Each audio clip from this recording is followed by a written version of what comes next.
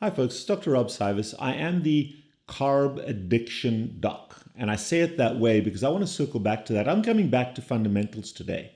And when we talk about carbohydrate addiction, when you recognize that carbohydrates are things that when consumed in excess, it isn't about carbohydrates, but when they're consumed in a chronic excessive manner, either for performance by misguided athletes, that we've been misguided that carb loading is important.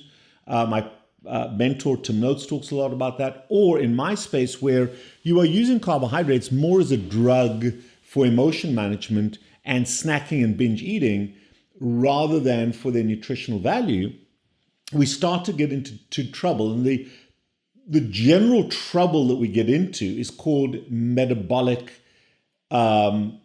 syndrome or metabolic illness. And I consider myself to be a metabolic health specialist. I understand the parameters in which chronic excessive carbohydrate consumption together with your diet affect your body in a variety of different ways that may be genetically or behaviorally predetermined. And there are so many diseases now that we manage that are the consequence of carbohydrates. You've seen me do a video on hypertension where we talk about essential hypertension. We don't know what's going on. Most of the time, it's actually metabolic hypertension. We talk about obesity. We talk about type 2 diabetes. And all of these diseases are reversible. You can put them into remission. And we're even starting to look at this with evidence-based data, looking at improvements in cancer treatment, improvements in infertility, PCOS. The FDA has just approved certain medications for the improvement of insulin resistance in cardiovascular disease, improvements in Alzheimer's disorder, type 3 diabetes. So and this is not me just speculating, there are scientific papers, peer-reviewed publications that have demonstrated the association of chronic excessive carbohydrate consumption, hyperglycemia, insulin resistance with these diseases. So if you want to address these diseases or you're looking at being healthier, the objective is to remove carbohydrates and then track that change. And remember this, that every cell in the human body can use sugar. The majority of cells in the human body can use the opposite and really the only other dominant fuel source, which is fat and ketones. Not all cells can use fat and ketones, they can all use sugar. But as you convert yourself from being a primary sugar consumer and a sugar burner to being a fat burner, what we call ketosis, ketones, which is the small chain fatty acid ketones that we can measure in the bloodstream, we can measure it in the interstitial space. As you convert yourself from being in glycosis to being in ketosis, a lot of health benefits come from being in ketosis. But how do you know? I know what I'm eating, but how do I know that the hormonal system of my body has transformed? And the way to do that is you can monitor your blood sugar, and you can monitor it by sticking your finger, by checking your blood fingers, and there are monitors to do this. You can monitor your urine, which is not a very good way to manage blood sugar or glucose. Or you can wear a continuous monitor. On your arm, on your belly, you can wear a little device now, an electronic device that will give you a blood sugar reading, or actually an interstitial sugar reading, the space between your blood vessels and your cells, a reading of your sugar every 5 minutes. So knowing what your sugar levels are is very, very useful. And there are a number of companies out there that produce these products. However, the opposite is, okay, am I in ketosis? I know what my sugars are, but am I depriving my cells of sugar, or are my cells happy because I'm producing ketones? And while your blood sugar level always has to be managed above a specific low level, otherwise you get into real trouble. And you can die of low blood sugar. You don't always have to have ketones in your bloodstream. It is optimal, in my opinion, as a metabolic specialist, to have ketones in your bloodstream at all times. But if you have zero measurable ketones in your bloodstream and you've got your sugars are adequate, you will function, albeit in my opinion, not optimally. So how do we measure those ketones? Well, in exactly the same way. We can measure ketones in the urine, the old Atkins peeing purple sticks, but that is a very poor rudimentary way. It's very gross. Okay, I'm in ketosis, I'm peeing out ketones, or I'm not. You can measure it by a finger stick to check your blood ketones. Very good way of monitoring it. But the most effective way whether you're managing blood sugar or blood ketones, is with a continuous system. And we've had continuous glucose monitors available since the early 2000s. We've never had the technology for a continuous ketone monitor until very recently, and now we do. And this, folks, not available yet in the US. It's called the SiBio CKM, Continuous Ketone Monitoring System. We've had the ability to monitor very effectively, and we've used this extensively in our practice, spot checks of blood ketones. This is the first system, just like with your CGMs, continuous glucose monitors, they're made by different companies, including this one. We now have a continuous interstitial ketone monitoring system. Gives you a read every 5 minutes, exactly the same as the CGM. And I've tried this, and you'll see a little video clip of me putting this on and using it. This came on my radar. This is the CKM system from SiBio, or SiBio. It's a SiBio ketone sensor. It is the KS1 continuous ketone monitoring sensor.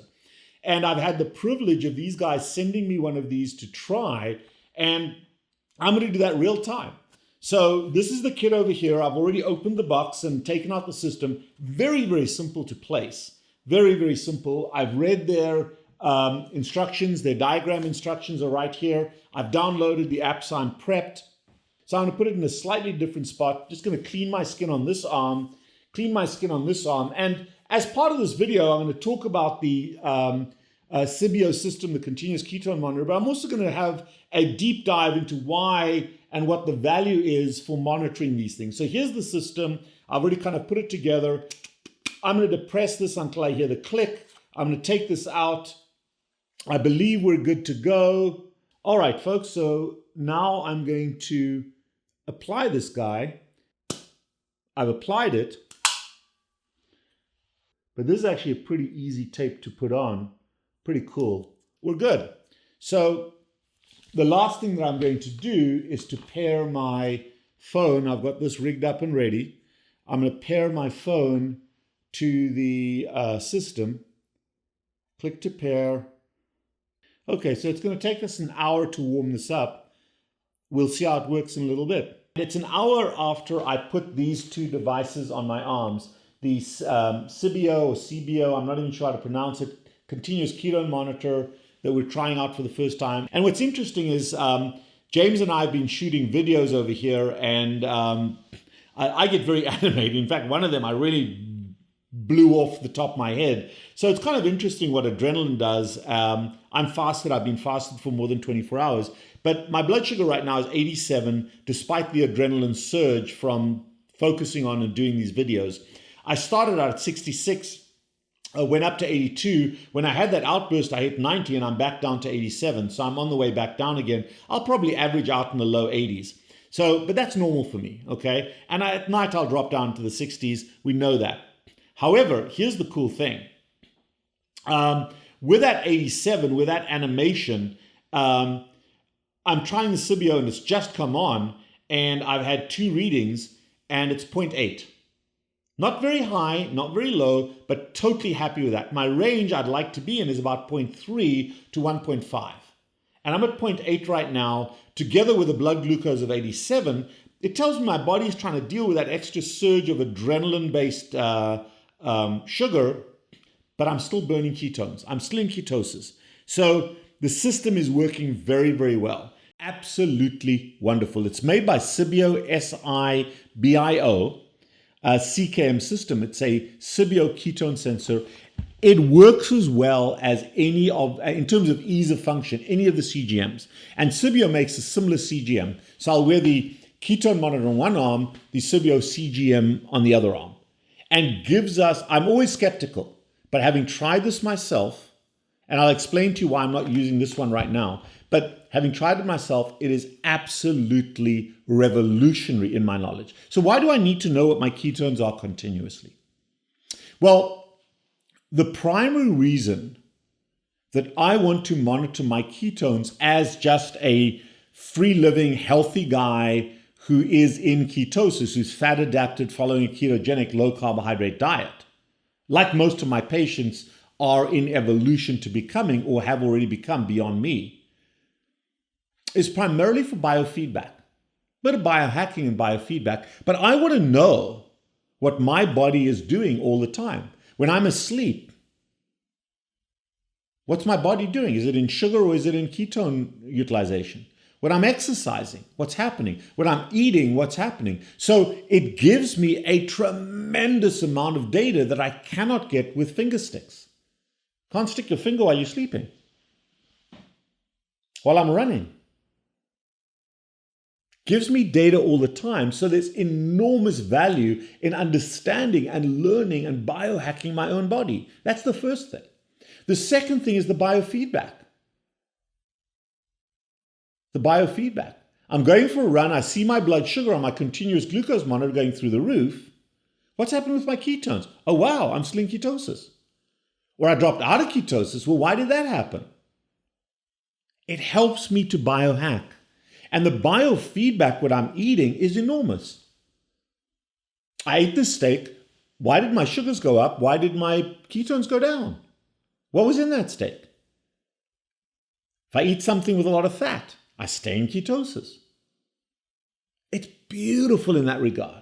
So for me as a biohacker and from a biofeedback perspective, how well am I doing on my ketogenic diet? It is giving me great feedback. Now, I'm okay being anywhere from 0.3 to 0.4 all the way up to 3 to 5 units of ketones in my interstitial space. And by the way, I can tell you, having done this experiment, the interstitial, the CKM, which is interstitial in that space between the blood vessels and the cells, is as accurate as the finger sticks. There's not really any significant difference. So they parallel each other very, very accurately, as does the CGM with finger stick blood sugars. However, that's the first thing. So the biohacking and the biofeedback is very useful on the CGM, the glucose monitor, but also very useful on the CKM, the ketone monitor. And it tells me as I'm advancing into fat-adapted ketosis, how well I'm doing, and also what knocks me out and how quickly I come back. If I drink a ketone IQ, which is an exogenous ketone, and there are a number of different experiments being done around the world where they are using exogenous ketones under particular health conditions, the CKM tells me, did I get into ketosis at what level and how long did it last? Finger sticks aren't going to give you as accurate information. So the CKM has great value in those experiments, in those studies. The one place, while being in a ketogenic diet is somewhat controversial, the one place where there's consensus about the use of a ketogenic diet is in resistant epilepsy. And the cool part for me, I haven't done this yet with the SiBio system, I just haven't had access to them, but I manage a number of patients for epilepsy, for seizure disorder on a ketogenic diet. And the greatest fear for me, or the greatest concern for me is I don't know what the numbers are. This SiBio system is going to revolutionize my ability to monitor people on the one place we have consensus in the world on a ketogenic diet in medication-resistant epilepsy, or even in people with seizure disorder that are on a ketogenic diet. I want to know what those numbers are. And if they do have a seizure, were they in ketosis when they had the seizure? Migraines. A ketogenic diet with salt helps with migraines. So if a migraine sufferer is using this, when they have a migraine, were they in ketosis? We don't know. This is going to give me that data. The other new big realm where we're exploring, and there's scientific evidence to support this, two big areas where we're looking at ketogenic diets as disease entities. Number one is in psychiatric diseases, bipolar disorder and other psychiatric diseases. And Dr. Georgia Ede, both of these happen to be Harvard-trained physicians, and Dr. Chris Palmer have both written wonderful books on the use of a ketogenic diet to understand and manage bipolar disorder and other mental health disorders anxiety, depression, and even there's more severe disorders. Well, a CKM is going to help us to be more data-driven in this group of patients, where we're seeing tremendous successes, but we're often guesstimating. And the big new one, it's been happening for a long time, 20 plus years in some practices, but the big new one that is becoming more and more acceptable is in cancer treatment. When patients are on cancer therapies, when patients are getting chemotherapy, they're using a ketogenic diet or even a fasting protocol. And managing blood sugar and managing ketones or having knowledge of that is going to be incredibly useful using a continuous ketone system. So whether you're treating cardiovascular disease, whether you are reducing type 2 diabetes, whether you are treating obesity, the CKM has enormous value in terms of biofeedback, and it has enormous value in terms of monitoring and understanding these diseases much better, as well as helping people to manage their transition to a healthier, in my opinion, a healthier form of diet, which is a ketogenic, fat-adapted way of life. Since 2012, my friend Jason Fung has created the whole concept of intermittent fasting. And again, the purpose of intermittent fasting is to get into fat utilization, into ketosis. Well, the SiBio system is going to tell us when we get there. And if your blood sugars are at the same time coming down as your ketones go up, you're treating the type 2 diabetes that causes the renal failure that Jason Fung, the nephrologist, is treating. So huge benefits. Huge benefits. Our type 1 diabetics who are being more aggressive with their insulin management. They need to know, most of them, a lot of them now are wearing CGMs, continuous glucose monitors. But are they in ketosis? Are they in diabetic ketoacidosis, which is dangerous for type 1s? I'm not saying that this is yet been FDA approved for monitoring, but it sure as heck is going to give us good information on those patients, because in my practice, we manage some of our type 1s with a ketogenic diet. But we don't know what level of ketosis are they.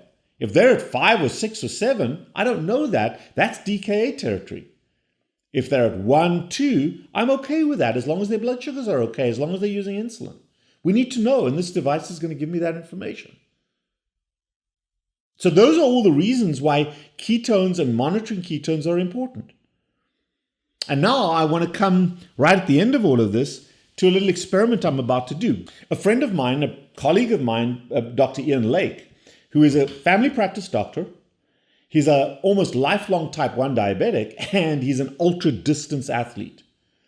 Recently gave a talk here in Boca on the type 1 diabetes day that we just did. I spoke at that day as well, where he talked about a 0, 5, 100.